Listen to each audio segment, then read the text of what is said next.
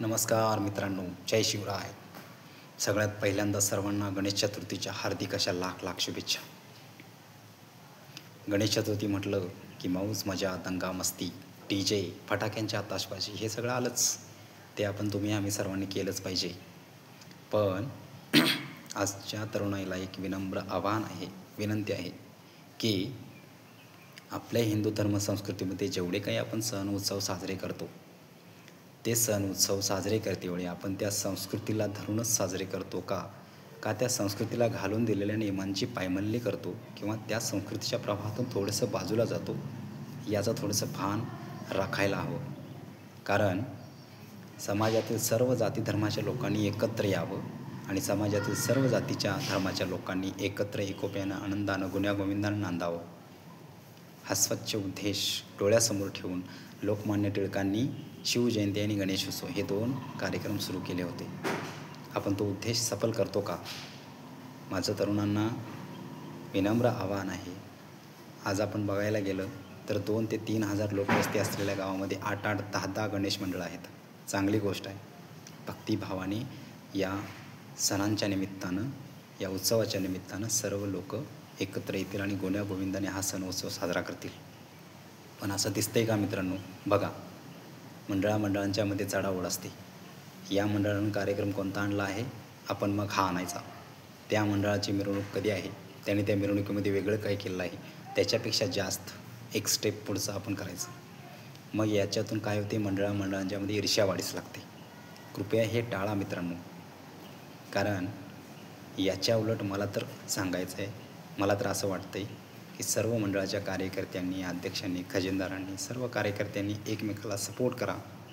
एकमेकांच्या कार्यक्रमांचा आदर राखा. एकमेकांच्या कार्यक्रमांचं नियोजन आखा.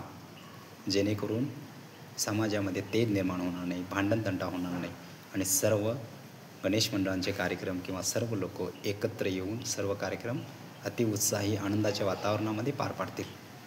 दुसरी गोष्ट, कार्यक्रम ठेवतेवेळी ते समाजाच्या हिताचे असावेत, समाज प्रबोधनाचे असावेत, असे कार्यक्रम ठेवा. बऱ्याच वर्षापासून कोल्हापूरमध्ये आपण मागील वेळी बघितलं होतं की बऱ्याचशा गणेश मंडळांनी हिंदू मुस्लिम ऐक्याचा संदेश देणारे सजीव देखावे केले होते. खरोखर अप्रतिम. म्हणजे अशा देखाव्यांच्यातून समाजामध्ये एक चांगला संदेश जातो. तर मोठ्यानं या गणेश उत्सव साजरा करतेवेळी, मिरवणुकीच्या वेळी आणखी एक गोष्ट तरुणाईनं ध्यानात घेतली पाहिजे की गावामध्ये वयस्कर माणसं असतात, ज्यांना या मोठमोठ्या फटाक्यांचा आवाज सहन होत नाही किंवा DJचा आवाज सहन होत नाही. तर कृपया मिरवणुकीच्या वेळी तेवढ्या जागेमध्ये आवाज कमी करण्याचा प्रयत्न करा. समाजामध्ये समाजाच्या हितासाठी करण्यासारख्या भरपूर गोष्टी आहेत. याच गणेश उत्सवाच्या कार्यक्रमाच्या निमित्तानं अनाथाश्रमे, दीनदलित, गोरगरीब, वृद्धाश्रमे आहेत, यांना देणग्या द्या. त्यांच्यासाठी काहीतरी करा. समाजामध्ये गरिबांची मुलं, ज्यांना शिक्षण व्यवस्थित मिळत नाही, अशी मुलं मंडळांच्या मार्फत दत्तक घेण्याचा कार्यक्रम राबवा. जेणेकरून समाजातील प्रत्येक मुलाला शिक्षण मिळालं पाहिजे. समाजातील प्रत्येक माणूस हा शिकलेला आणि व्यवस्थित सुशिक्षित व्हावा. अशा पद्धतीनं सर्व मंडळांनी गणेशोत्सव एकत्र येऊन करावा. आपला गणराया लंबोदर आहे. तुम्हा आम्हा सर्वांच्या चुका पोटात घालून घेतो आणि मी गणरायाच्या चरणी अशी प्रार्थना करतो की तुम्हा सर्वांच्या इच्छा, आकांक्षा, जी काही तुमची स्वप्ने असतील, ती स्वप्ने गणराया निश्चितच पूर्ण करेल आणि पूर्ण करावीत, अशी माझी सदिच्छा आहे आणि प्रार्थना आहे. जय हिंद, जय महाराष्ट्र.